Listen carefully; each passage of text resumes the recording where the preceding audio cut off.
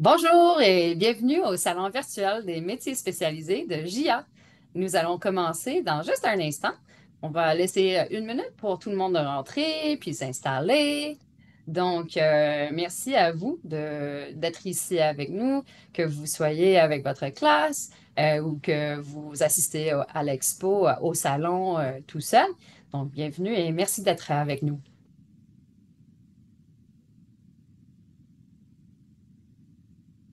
Donc, bienvenue à cette table ronde sur une journée dans les métiers spécialisés.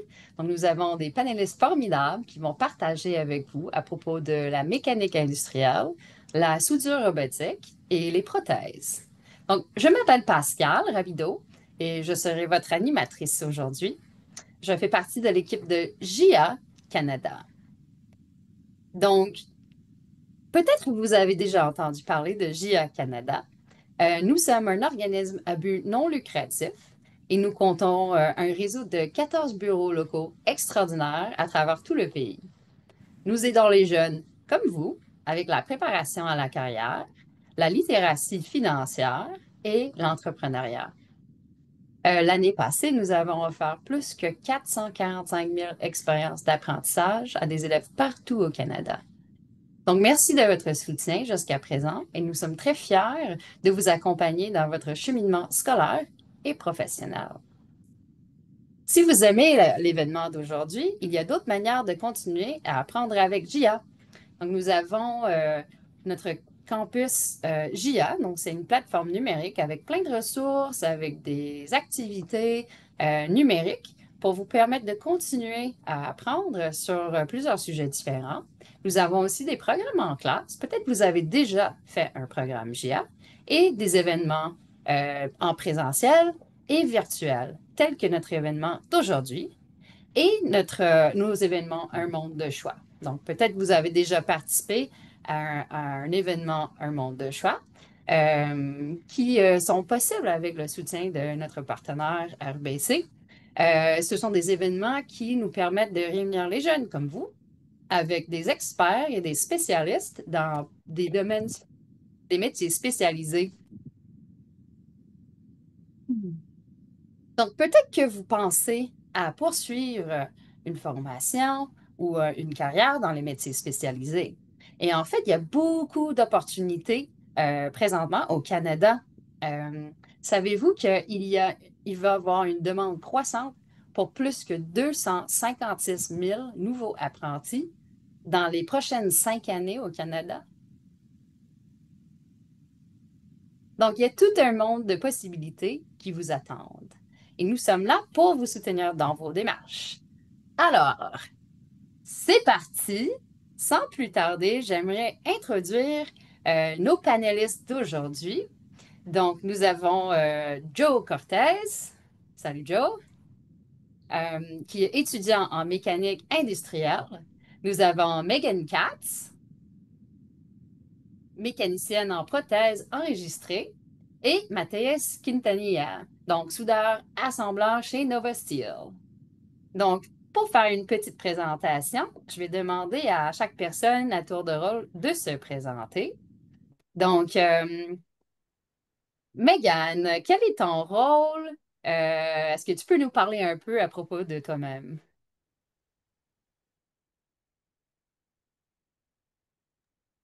Donc, il faut activer ton micro, s'il te plaît. C'est une très bonne idée. On va commencer avec ça. Ça va mieux, hein? Alors oui, c'est ça. Je travaille comme mécanicienne en prothèse. Alors, c'est-à-dire que je fais la fabrication des prothèses et je travaille avec une technicienne qui fait la côté clinique. Alors là, ils ont comme de l'expertise avec le patient. Et moi, j'ai comme plus de l'expertise avec les matériels puis la façon de fabriquer les prothèses. Et puis, on fait tout pour avoir le meilleur résultat pour nos patients. Super, merci Megan. Donc, Joe, est-ce que tu peux te présenter, parler de ton rôle, où est-ce que tu étudies en ce moment? Oui, bien sûr. Je m'appelle Jonathan Cortés, comme tu as dit tantôt. Puis là, je suis en train d'étudier justement pour la mécanique industrielle. Puis là, on veut pas, on apprend sur tout ce qui vient à toucher l'hydraulique, l'électrique. On est vraiment plus généraliste quand ça vient à ce domaine-là. Puis nos professeurs nous parlent beaucoup de l'industrie, justement. Et ça va des gens qui ont travaillé en aéronautique, dans la fabrication d'avions, à d'autres qui sont allés en construction, à d'autres qui sont allés faire réparer des laveuses sécheuses, à d'autres qui ont touché à des bras robotiques. Alors, c'est tellement un domaine, je dirais, vaste. Ça me donne beaucoup d'émotions pour apprendre à le connaître beaucoup plus loin, là. Merci beaucoup, Joe. Et Mathias, donc, est-ce que tu peux te présenter, nous parler un peu de ton rôle et ton entreprise? Oui, bonjour tout le monde. Je suis Mathias Quintanilla. Je suis un soudeur-assembleur chez Acier Nova. Mon entreprise reçoit des contrats de divers clients. Nous construisons des équipements de construction tels que les excavateurs, les colonnes soutiennes et les poutres de soutien de base. Super, merci beaucoup. Pour la prochaine question, euh, j'aimerais savoir en fait à quoi ressemble une journée typique pour toi, que ça soit au travail ou dans tes études. Et vous avez partagé quelques photos aussi. Donc, cette fois-ci, je vais commencer avec Joe. Est-ce que tu pourrais nous parler d'une journée typique? Oui, bien sûr. Bon, nous, notre cours, c'est au CIM, au Centre intégré de mécanique, métallurgie et électricité. Alors, mon programme en mécanique, il est individuel. Alors, il te donne un Chromebook. Tu vas avoir tes tâches de toute la journée à faire. Puis, si tu fais toutes tes tâches, tu es à jour. À la fin de tes cours, tu vas avoir un examen et tu vas progresser. Alors là, souvent, on rentre en groupe de quatre. On arrive, puis souvent, on peut s'aider comme qu'on peut faire les choses individuelles. Puis là, ici, comme vous pouvez le voir, j'étais en train de démonter, on était tous en train de démonter une machine chacun. Puis vu que, comme j'avais dit, c'est un domaine qui est assez général, on va avoir peu de temps pour chacun des modules. Ça veut dire peut-être qu'on va avoir 4 jours pour apprendre sur sur l'huile, comme on va avoir 12 jours pour apprendre sur l'hydraulique. Après ça, on doit enchaîner avec le prochain. Alors, on n'a pas le temps de niaiser. On doit essayer d'aller le plus vite possible et bien assimiler qu'est-ce qu'on apprend. Parce qu'à la fin, notre professeur, s'il voit qu'on n'a pas bien appris, ah, il va nous le dire, il va nous le dire. Alors, ici, ouais, c'est vraiment ça. On rentre, on regarde qu'est-ce qu'on a à faire, on l'exécute, on lit ou on exécute les tâches, puis après ça, on se prépare pour l'examen. Puis après ça, on passe à la prochaine tâche dans les 2 semaines qui s'en viennent. C'est tout. Merci beaucoup. Ah, super. Merci, Joe. Et c'est super intéressant aussi. Comme tu as dit, que c'est vraiment une formation de base. Donc, il faut apprendre plusieurs matières parce que, comme si j'ai bien compris, par la suite, ça te permet de, quand tu avances dans un domaine ou que tu choisis plus ton domaine, tu vas plus spécialiser puis encore plus développer tes compétences, si j'ai bien compris. Oui, oui, exactement. Alors, vu que, comme tu disais, c'est assez vaste. Alors, la mécanique, qu'est-ce qu'ils nous expliquaient, c'est qu'ils vont prendre euh, tout ce que ils vont avoir besoin d'un mécanicien dans toutes les industries, puis ils vont essayer de te le faire apprendre. Une fois que tu vas en industrie, c'est là où ce que tu vas plus te spécialiser. Alors, il va y avoir des choses que tu as appris que tu vas jamais utiliser, puis d'autres choses que tu n'as jamais, que t'as jamais appris que tu vas apprendre sur le domaine du travail aussi. Mais là, on doit avoir les bases, comme ça, on arrive dans le domaine, puis on est capable de faire des alignements, faire des ajustements, comprendre comment marche l'hydraulique, comment marche l'électrique pour ne pas se faire électrocuter, surtout la sécurité. Alors, aussi, il nous amène une sorte d'ambiance où ce que c'est en usine. Alors, tu vas pas arriver en usine puis pas savoir t'es où. Non, ça va se sentir comme l'école parce que l'école, c'est ajusté à l'usine, à l'entreprise. En plus, à l'aide qu'on a des professeurs qui viennent de l'industrie. Alors, ils ont les standards de l'industrie. Ils vont facilement, là-bas, ils sont stricts. Ils vont te traiter comme un employé. Il y a pas vraiment beaucoup de... C'est pas exactement comme l'école. C'est un mélange de l'école puis le travail. Alors, vraiment, c'est une bonne manière de s'adapter pour le milieu de travail, je trouve. Super, merci. Puis tu avais partagé une petite vidéo. Je vais juste montrer la vidéo avant qu'on passe à Megan. Ça, c'est aussi, ils nous apprennent comment fabriquer des pièces. Parce que c'est quelque chose, là, des grosses surprises, on est censé de pouvoir le construire vite ou le dépanner rapidement. Alors, tu es censé de savoir comment utiliser tes outils pour fabriquer des pièces. Puis là, j'étais en train de justement faire une sorte de cône. Un cône pour justement en train de mouler le métal. Ben, le mouler, le rouler, là, ouais. Merci beaucoup, Joe. Et donc, on va passer à Megan. Donc, même question. À quoi ressemble une journée typique pour toi? Hmm. Bah, en fait, ce qui est fun, c'est qu'il n'y a pas vraiment une journée typique. Puis moi, j'aime ça beaucoup que chaque journée, j'arrive, puis j'ai comme beaucoup de temps pour voir c'est quoi mes tâches pour le jour, puis moi, je peux s'organiser comme j'ai besoin. Alors ça me permet de vraiment organiser mon temps. Puis aussi voir comme, OK, comment est-ce que je peux commencer quelque chose, puis quand ça sèche, je peux commencer d'autres choses, puis être vraiment comme efficace avec mon journée. Mais en général, les tâches que je fais, c'est comme, j'ai comme des projets, des prothèses à fabriquer que normalement sont dans des étapes différentes. Alors là, comme on peut voir le photo à gauche, c'est ce qu'on dit des check sockets. Alors, c'est comme un premier essayage pour le patient. Puis on va faire ça dans un plastique transparent.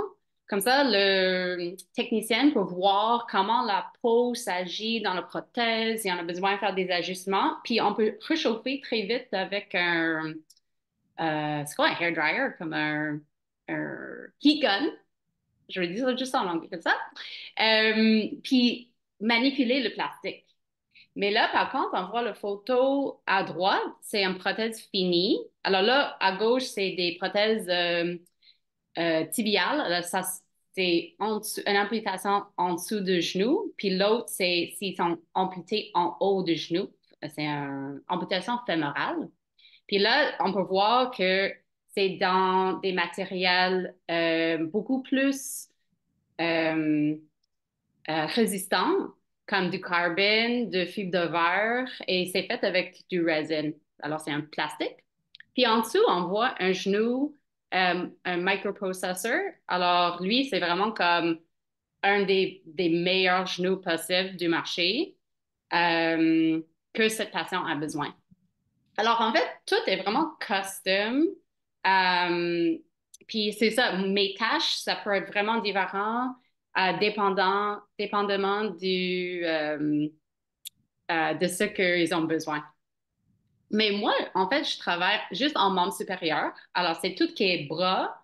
Alors, on voit par exemple la photo à droite, c'est quelqu'un qui est amputé vraiment haut à l'épaule. Le photo au milieu, c'est une prothèse myoélectrique. C'est quelqu'un en dessous du coude. Puis l'autre photo à gauche, c'est quelqu'un qui est bilâtre. Alors, il est amputé des deux côtés, mais un côté, c'est en dessous d'épaule, de coude, puis l'autre côté, c'est en haut. Alors, c'est un huméral puis un cubital. Alors, c'est ça, mes tâches pourraient être commencer un nouveau prothèse, c'est travailler dans le plâtre. Je vais peut-être faire euh, pas faire le moulage parce que ça, c'est un tâche des techniciennes, mais je vais remplir le moule qui a été fait pour qu'on peut travailler, commencer le processus. Alors, peut-être c'est mieux de commencer avec le processus général pour faire une prothèse. Est-ce qu'on a le temps pour ça? Ah, tu veux expliquer genre le Juste, processus? peut-être ça aide un petit peu parce que je sais qu'on peut être perdu un petit peu Oui, dans ce que je si tu parle. veux l'expliquer très rapidement, puis ensuite on passerait à Mathéus pour que lui parle de sa journée. Parfait. Ben, juste pour dire que on commence avec un moulage du bras du patient. On fait on remplit le moulage avec du plâtre. Puis là, après ça, on va faire le check socket, comme on avait vu avant avec le plastique. Puis après ça, on fait une définitive, une prothèse finale avec du resin et des autres matériels. Ça, c'est une lamination. Puis après ça, on a parfois des réparations à faire. Puis on a aussi un peu le travail dans l'atelier, c'est-à-dire de voir qu'on a tous nos matériels, voir s'il y a des pièces en série. C'est comme des petites pièces que nous, on fabrique nous-mêmes ou qu'on doit commander des affaires des compagnies qui fait, par exemple, les mains qu'on voit des crochets. Ça, c'est pas quelque chose qu'on fait nous-mêmes, mais on va utiliser ces composants dans la prothèse finale. Je vais Super. peut-être laisser ça comme ça. Merci. C'est vraiment simplifié, une Oui, explication simple, mais voilà. merci. Je pense que ça donne une bonne idée. Puis je vais juste montrer la petite photo, la vidéo que tu m'avais envoyée aussi. Super.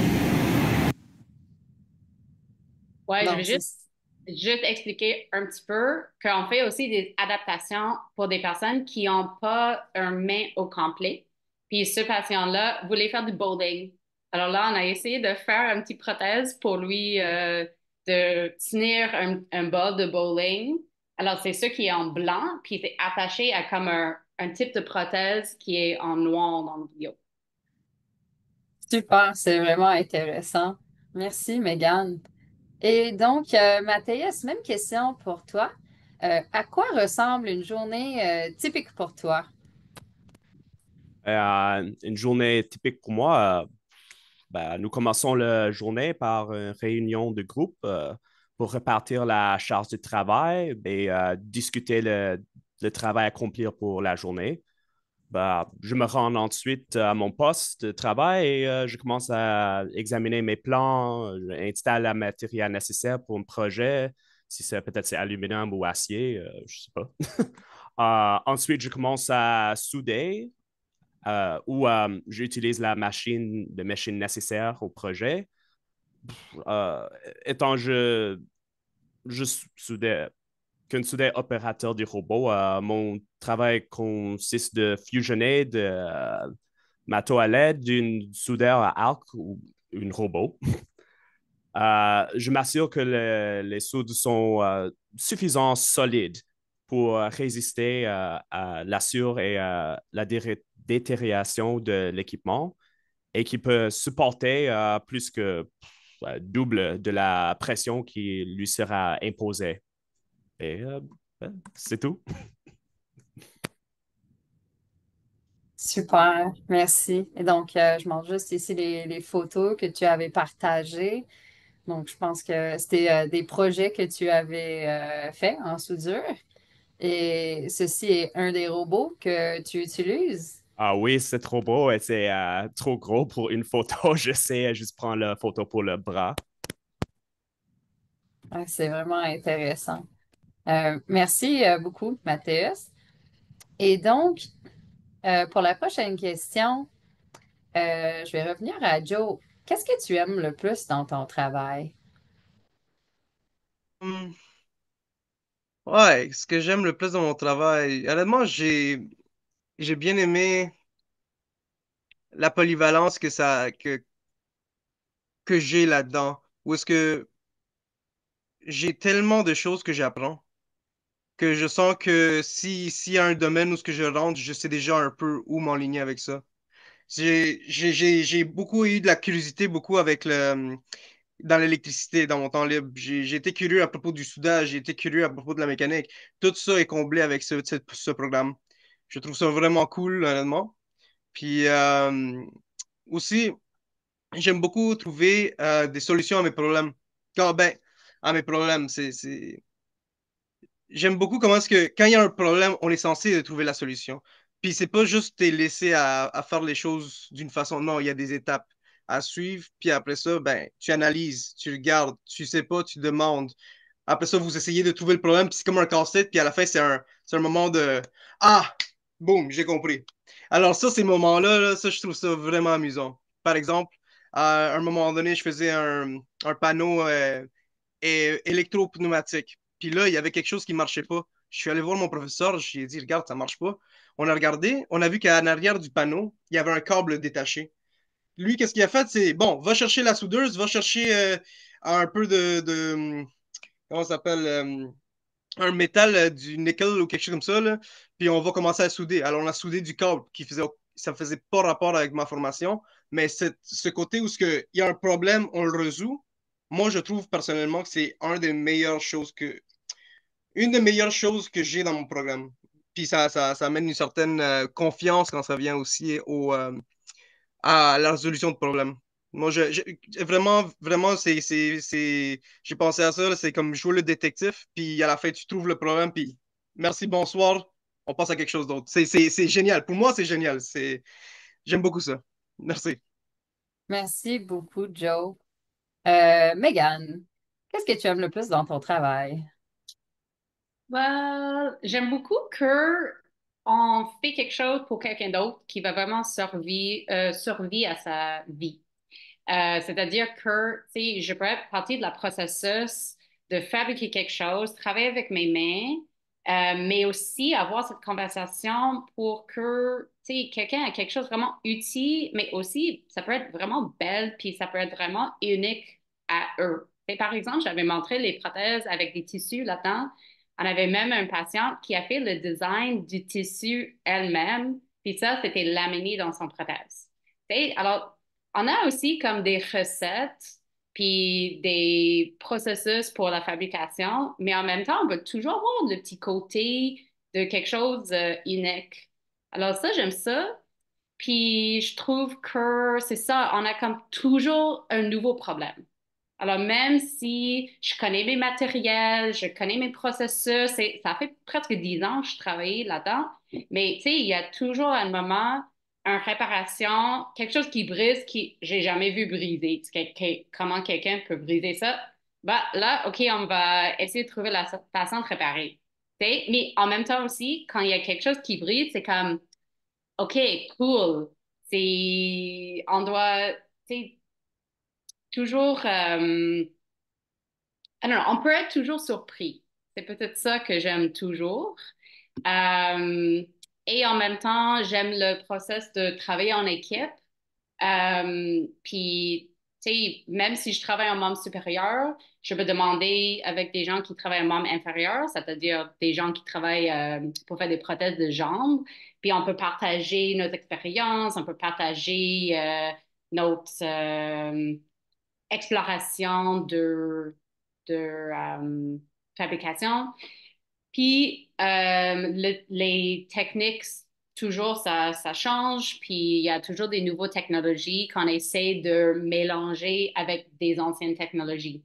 Alors, comme dans deux petits mots, c'est-à-dire que on apprécie beaucoup le travail, tu sais, qui était plus dans les cuirs, dans les métals. Mais là, il y a aussi, maintenant, on utilise des imprimantes 3D, on utilise peut-être plus de composants de myographie. Alors là, on peut tous comme mélanger des anciennes technologies avec les nouveaux. Alors là, ça veut dire que chaque journée, c'est comme un petit peu différent. Ça, c'est vraiment intéressant. Puis c'est aussi intéressant d'entendre entre toi et Joe, tu sais, à quel point la résolution de problèmes, puis ce genre de nouveautés, puis le défi, ça amène plus de motivation dans ce que vous faites. Euh, donc, Mathias, même question pour toi. Qu'est-ce que tu aimes le plus dans ton travail? Et ben, pour moi, c'est travailler avec mes mains et être physique. Je pense qu'il n'y a rien mieux que pour être créer quelque chose avec tes mains. Dans une de mes emplois, j'ai fabriqué tout seul un réservoir pour sous pression pour le chauffage et la ventilation et la climatisation. C'était un gros travail qui m'a pris envers une semaine, je pense. Euh, Beaucoup de fun. Euh, you know, Oui, cela. La gauche.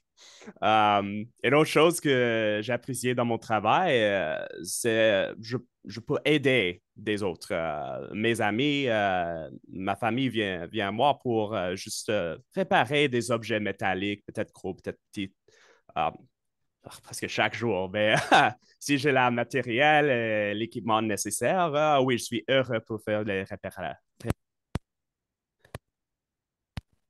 Réparation, je pense que ton micro a coupé. Oui, mais c'est super gentil. Tu sais, c'est comme il y a des compétences professionnelles, mais en même temps, ça te permet de contribuer à ta communauté, de soutenir tes amis. Puis même, j'imagine, pour toi, à la maison, s'il y a quelque chose qui est brisé, Ah tu peux oui, le j'ai fait réparer.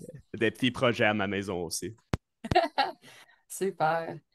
Donc, prochaine question. On a parlé des choses qu'on aime. Alors là, j'aimerais demander à propos des défis. Alors, quel est un exemple d'un défi auquel tu fais face dans ton travail ou dans tes études? Et as-tu une stratégie ou des stratégies pour surmonter ce défi? Donc, on va commencer avec Megan cette fois-ci.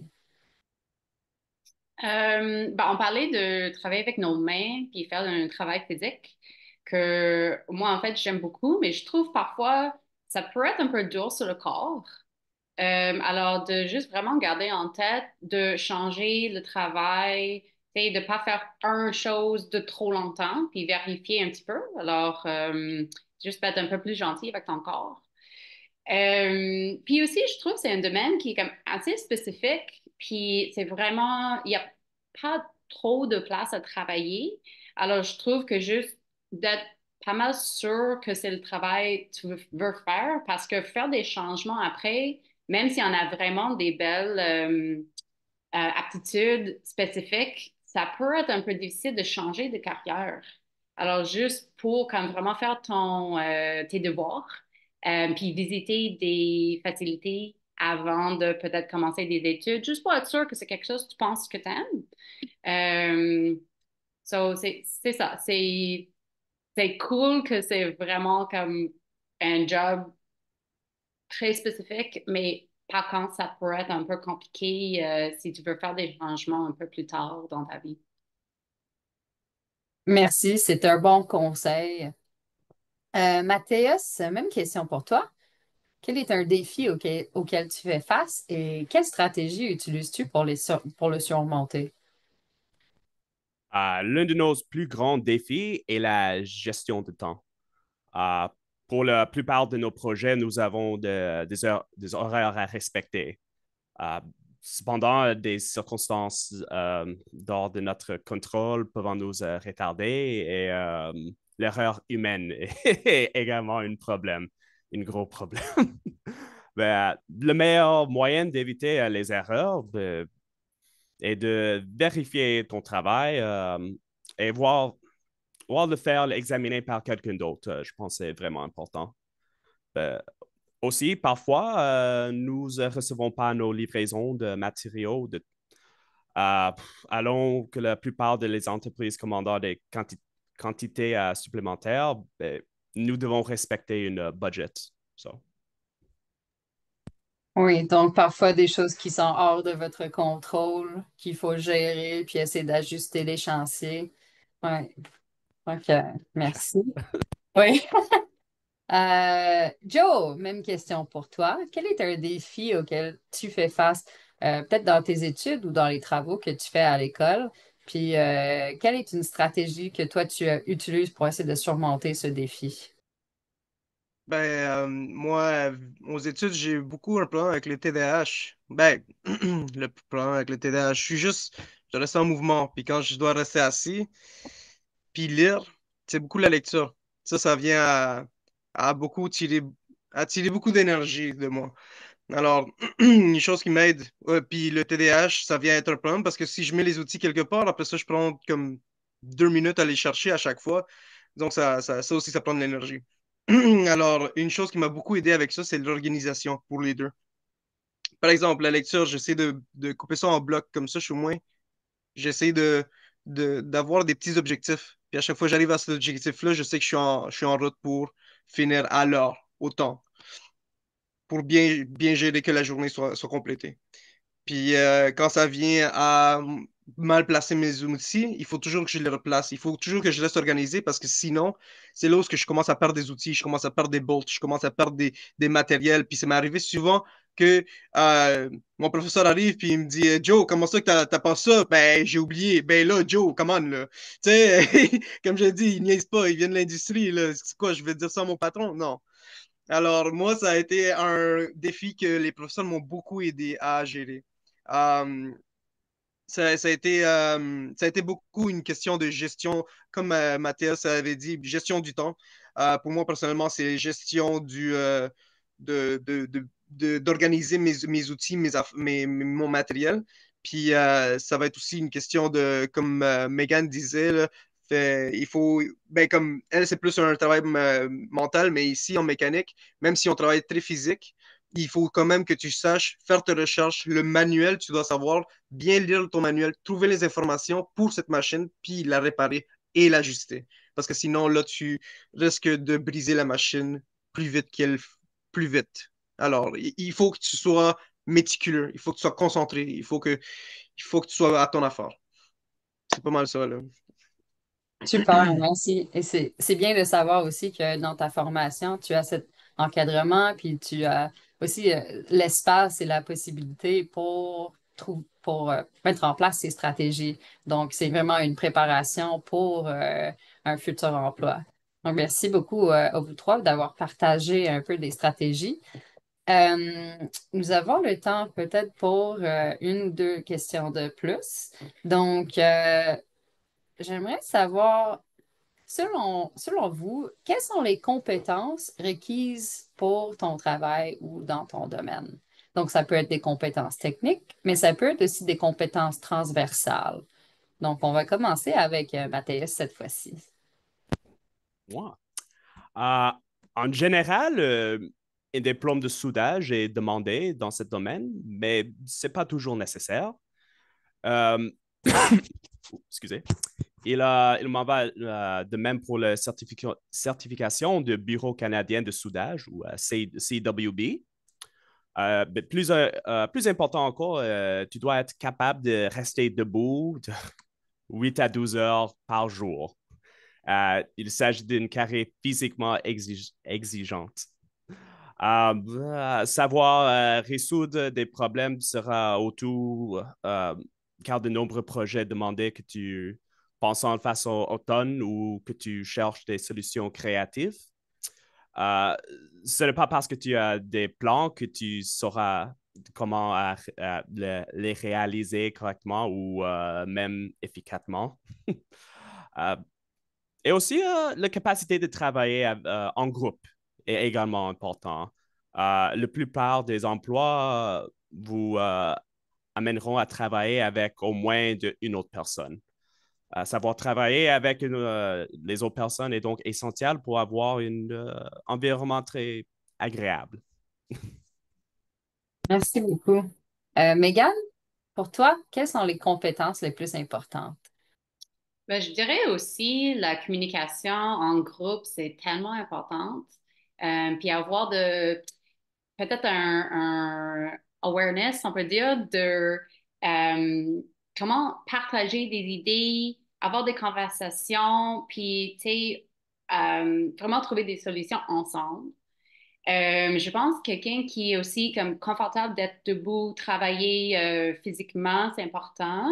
Puis aussi de visualiser des affaires en 3 dimensions. Parce qu'on fait beaucoup de processus où en fait on commence à l'envers. Alors là, comme je vais commencer par la fabrication de l'intérieur de prothèses, puis là en fait on ajoute des affaires pour l'extérieur à la fin. Alors, d'avoir un petit peu un confort de voir des choses dans des autres façons, comme vraiment en 3 dimensions. Puis aussi, tu sais, lire l'information de comment travailler avec des chimies et des matériels dans une façon qui est sécure. Euh, Puis aussi d'être très bien organisé avec ton temps. puis de comprendre comment faire plusieurs choses en même temps. Alors, comme je pense, j'ai commencé à expliquer, pendant une journée, on va avoir 3 projets en cours. Alors là, je peux commencer avec quelque chose. OK, j'ai 45 minutes après que ça va être fini. Qu'est-ce que je peux commencer? OK, mais pour faire cette étape, j'ai besoin de préparer 3 autres choses. Puis là, OK, est-ce que je peux faire ça entre le temps que ça?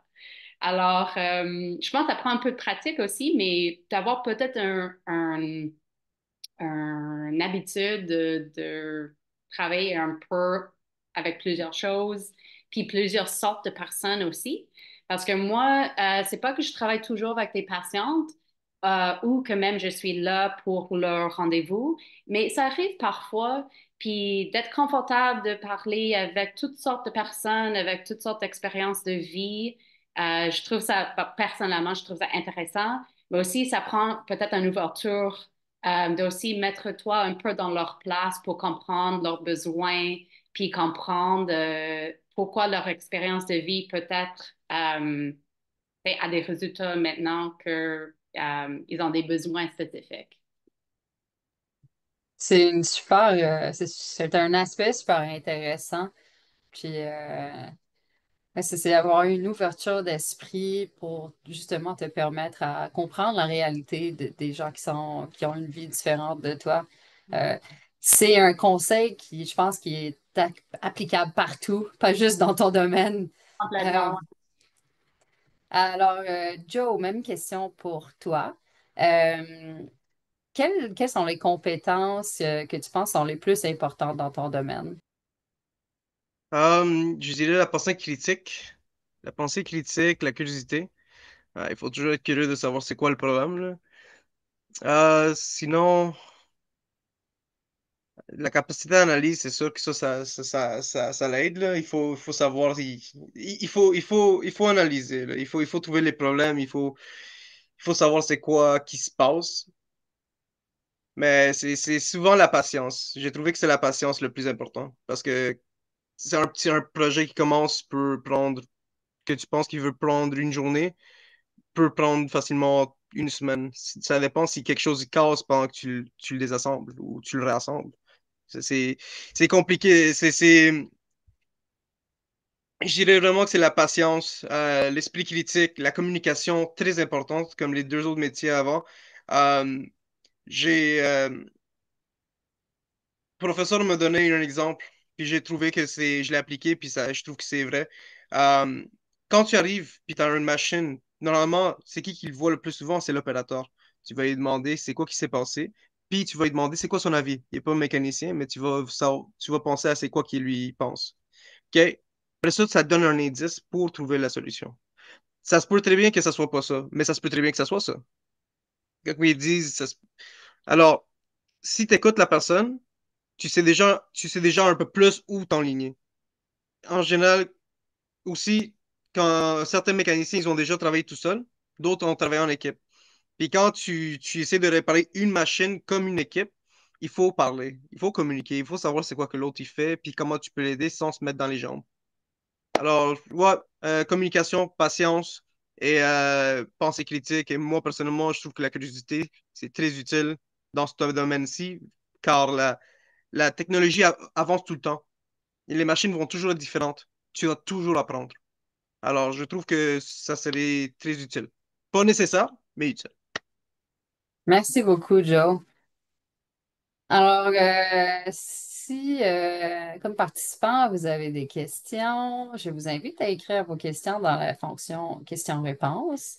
En attendant, je pense qu'on a peut-être le temps pour une question de plus. Donc, euh, quel conseil donnerais-tu ou donnerez-vous aux jeunes qui souhaitent travailler dans ton domaine ou dans un métier spécialisé? Là, on va commencer avec Megan. Bonne question. Je pense, comme j'ai dit, juste de faire un peu tes devoirs avant de commencer, parce que moi, j'avais des expériences dans un autre euh, domaine avant que j'ai fait la switch en prothèse. Je suis allée, parce que je viens d'Ontario, il y a une école, George Brown, qui a un programme En anglais, c'est technique, a technical program. En français, c'est mécanicienne. Je suis allée plusieurs fois pour parler avec des autres étudiants. Je parlais avec tu sais, le personne qui gère le programme. Ils faisaient des présentations aussi chaque mois des nouvelles recherches. Je suis allée pour voir la facilité. Je trouvais ça, ça me donnait vraiment une bonne idée de comme, OK, c'est même quoi l'environnement que je vais travailler là-dedans. Moi, je suis dans le sous-sol d'un hôpital. Et, tu sais, on est vraiment chanceuse, on a des grosses fenêtres. Il y a parfois des ateliers qui n'ont pas ça, tu sais. Puis on travaille avec des grosses machines qui sont lourdes. Normalement, c'est ça, sont dans le sous-sol. Puis, tu sais, du côté aussi, travailler dans un hôpital, quand on était plein milieu de COVID, comment est-ce que ça a affecté mon travail?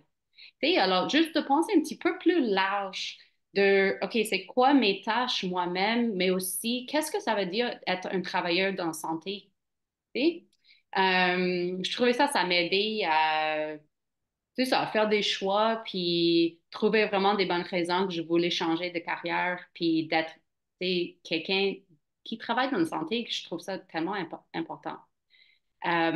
Puis aussi de peut-être penser à tes besoins personnels. Qu'est-ce que tu as besoin pour avoir une côté de vie assez, comment dire ça, comme a work-life balance. Et L'équilibre professionnel, merci, exact. personnel. Ouais. Exact, merci. Parce que là, tu sais, une chose que j'aime, c'est qu'à la fin de la journée, j'ai pas d'email à répondre. Tu sais, j'ai fini mes tâches, je peux sortir chez moi, rentrer chez moi, puis j'ai comme mon soirée pour moi-même. Tu sais, alors des petites choses comme ça, penser un peu plus comme des affaires générales, puis aller explorer, parler avec des gens, je trouve. Tout le monde aime parler de soi-même. Alors, si tu arrives, si quelqu'un arrive chez nous à l'hôpital, je sais qu'on va être tous très contents pour montrer la salle de plate, la salle de colle, les tâches quotidiennes. Tu sais, juste aller écouter, être un petit éponge, puis laisser les autres expliquer leur job, puis voir si tu trouves qu'il y a comme un petit lien là-dedans. Super, c'est excellent comme conseil. Merci, Megan. Mathias, quel conseil offrais-tu aux jeunes qui pensent peut-être explorer ton domaine? Um, je pense apprendre le plus possible. Surtout pas juste acier, surtout aussi aluminium, inox, titanium si c'est possible. Et fais-toi certifier par le CW, le Canadian Welding Bureau. C'est une bonne idée. Euh, Ce travail peut être très gratifiant, mais il exige un travail intense et beaucoup de pratique. Plus tu en sais, plus tu auras des possibilités d'emploi et plus tu seras bien payé. Ouh! Une autre chose, tu peux travailler partout au Canada et même dans les autres pays si tu veux. Euh, Ah ouais, c'est tout. That's all. Super, merci beaucoup. Toujours un bon conseil, comment être rémunéré un peu plus. Continuer avec la formation, c'est toujours un bon conseil. Merci donc, Joe, juste brièvement, parce qu'on a juste quelques minutes qui nous restent, un conseil que tu donnerais aux jeunes. Yes, je conseillerais de ne pas avoir peur de l'échec ou de l'erreur. Parce que c'est souvent comme mécanicien, j'ai trouvé que c'est ça qui me donnait le plus d'expérience ou ça me donnait le meilleur apprentissage. Où est-ce que dès que j'ai fait mon erreur puis j'ai trouvé la solution, je m'en suis rappelé de cette solution-là. Puis quand la prochaine personne a fait l'erreur, je sais quoi faire. Alors, ouais, et n'ayez pas peur de faire des erreurs. C'est comme ça que vous allez apprendre. Merci beaucoup. Et merci à vous trois d'avoir partagé toutes vos expériences et vos conseils. Euh, ça permet d'avoir un aperçu sur vos domaines et genre une journée typique, mais aussi le cheminement, puis les efforts que vous avez faits pour arriver où vous êtes aujourd'hui. Donc, merci beaucoup de votre partage et de votre temps. Et avant de partir, donc, On aimerait laisser quelques pensées pour vous, nos participants, participantes. Donc, faites-vous confiance. Investissez en vous-même.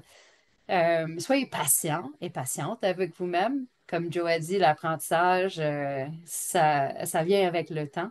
Ça vient avec le fait de faire des erreurs, puis apprendre, puis continuer. Et que vous tenez les clés du succès. Donc, le succès, c'est différent pour chaque personne. Donc, à vous de découvrir votre chemin, votre parcours et qu'est-ce qui constitue le succès pour toi. Donc, juste avant de finir, on aimerait vous inviter à répondre à un petit sondage. Donc, dites-nous ce que vous avez pensé du webinaire aujourd'hui. Et on aimerait bien rester en contact avec vous si vous voulez continuer votre apprentissage ou apprendre à propos de plus d'événements avec JIA.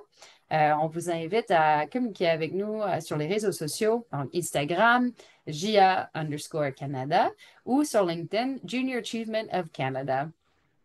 Et merci de votre participation aujourd'hui. On espère que vous allez continuer votre exploration avec le salon euh, aujourd'hui ou sinon, on espère vous revoir à un autre événement GIAT dans le futur. Donc, merci Mathias, merci Megan, merci Joe. Bonne journée à tous.